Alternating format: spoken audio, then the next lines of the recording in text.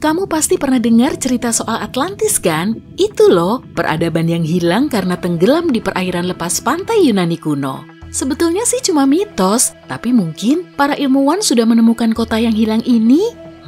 Entahlah, yang jelas mereka telah menemukan benua yang hilang. Bentar. Kaos kaki, kunci, dan kelerengku memang pernah hilang. Tapi bisa-bisanya sih benua sampai hilang? Duh, ceroboh banget. Kalau begitu, kita tanyakan saja ke bumi kita.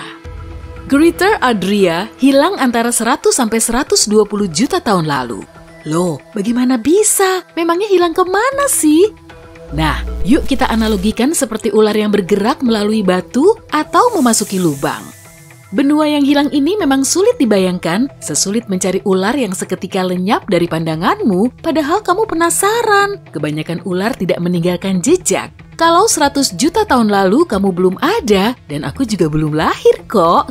Kemudian, bisa melihat ular yang melata di bawah batu, kamu tak akan tahu kejadiannya. Begitupun para ilmuwan, mereka tak akan bisa menemukan Adria kalau tidak meneliti jejak yang tertinggal. Dalam hal ini, pegunungan. Misalnya saja, ular yang sedang kabur itu bergerak ke bawah batu. Sudah lama sekali kulitnya tidak berganti. Nah, kulit lamanya terkelupas lalu menumpuk di celah kecil di antara batu dan tanah. Begitupun Greater Adria. Saat memisahkan diri dari daratan raksasa Gondwana, bongkahan seukuran Greenland ini bergerak ke utara. Oke, nanti kita bahas Gondwana lebih lanjut ya. Nah, saat akhirnya menabrak Eropa, Greater Adria menghujam ke bawah sehingga titik temu kedua benua ini terlipat dan tertekuk. Selama bertahun-tahun, prosesnya terus berlanjut dan lipatannya terus membesar. Kemudian, benua ini meninggalkan jejak yang sangat jelas dan terkenal itu. Wah, jadi pengen main ski di lapisan esnya deh. Kita beralih ke pegunungan Apennini dan Alpen Swiss.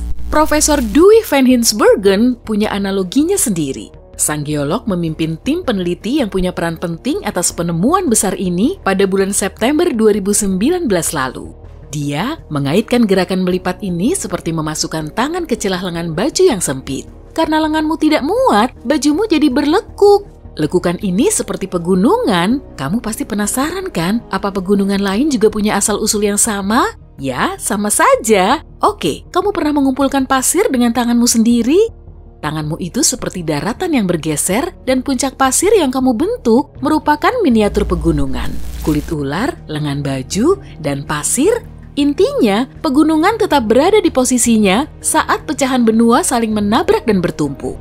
Tapi bagaimana dengan benua yang hilang karena bergerak menjauh? Apa yang terjadi pada Greater Adria? Seperti ular yang bersembunyi di bawah tanah, Adria juga terus meluncur ke bawah permukaan tanah.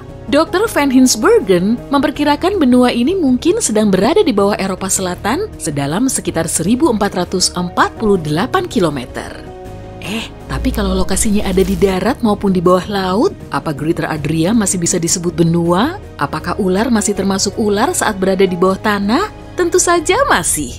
Bahkan ada kok benua yang sebagian besar areanya di bawah air dan tetap ada sampai sekarang. Pernah dengar Selandia? Benua ini juga dikenal sebagai benua Selandia Baru atau Tasmantis.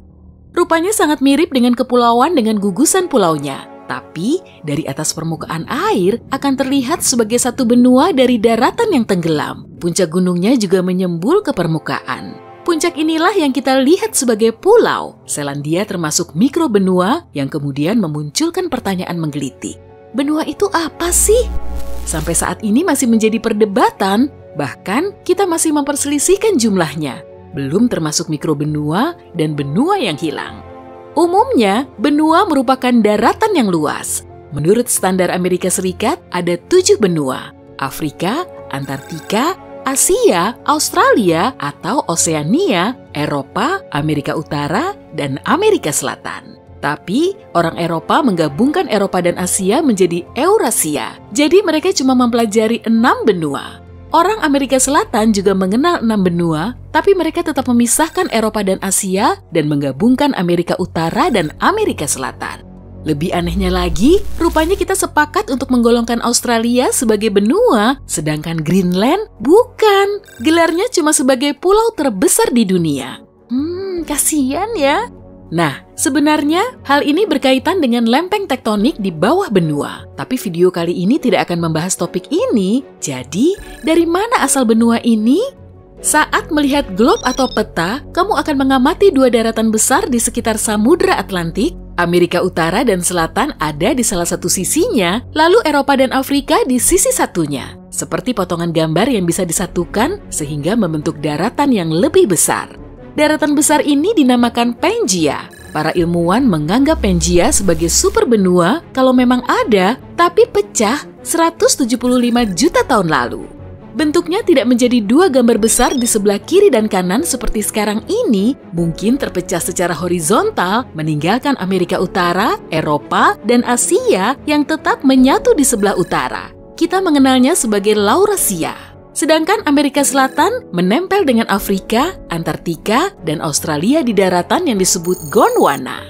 Dari sinilah nantinya Greater Adria terpecah. Jadi, kalau kamu mengumpulkan semua daratan di planet kita yang berupa benua, mikrobenua, pulau, dan kepulauan, lalu menyatukannya, apakah akan terbentuk sebongkah daratan yang bernama Pangaea?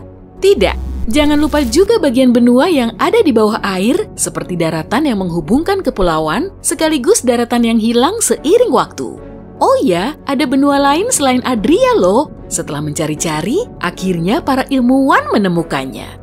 Salah satunya yaitu Rio Grande Rice. Dataran pegunungan bawah laut ini dijuluki sebagai Atlantisnya Brazil. Kalau Greater Adria berada di antara Afrika Utara dan Eurasia Selatan. Tepatnya di sekitar Laut Mediterania. Sementara di Mediterania juga terdapat Yunani dan Athena. Jadi, Greater Adria pasti Atlantis kan? Meragukan sih, para ahli sejarah menganggap Plato telah mengarang-arang cerita soal Atlantis. Tapi, memangnya benar-benar ada? Ya, kalau kamu percaya dengan cerita dewa-dewi Yunani yang menghukum peradaban ini karena memulai pertarungan dengan Athena sih. Tapi teori yang lebih ilmiah mengemukakan Atlantis cuma kebanjiran. Atau mungkin cuma salah satu pulau yang terpisah lalu tetap di tempat saat Greater Adria tenggelam ke dasar Eropa. Jangan kecewa loh mendengar fakta ini, Adria bukan Atlantis kok. Gaya tektonik terus mendorong Greater Adria ke bawah Eropa lebih dari 100 juta tahun lalu, atau sekitar 80 juta tahun sebelum manusia muncul di bumi. Saat itu, tentu belum ada peperangan dengan Athena atau konflik lainnya.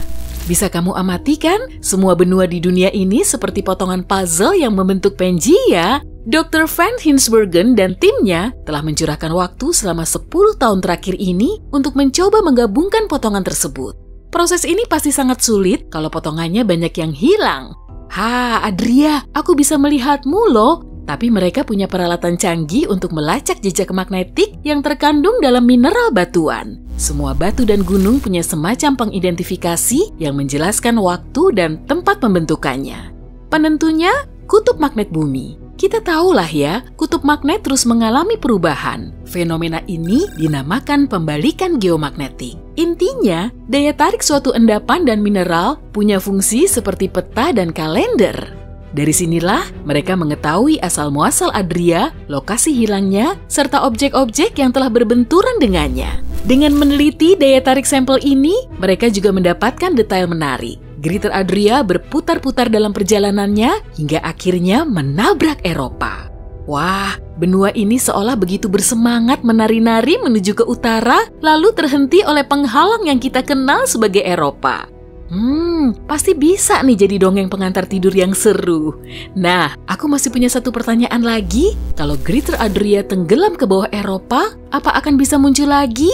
Ya bisa saja.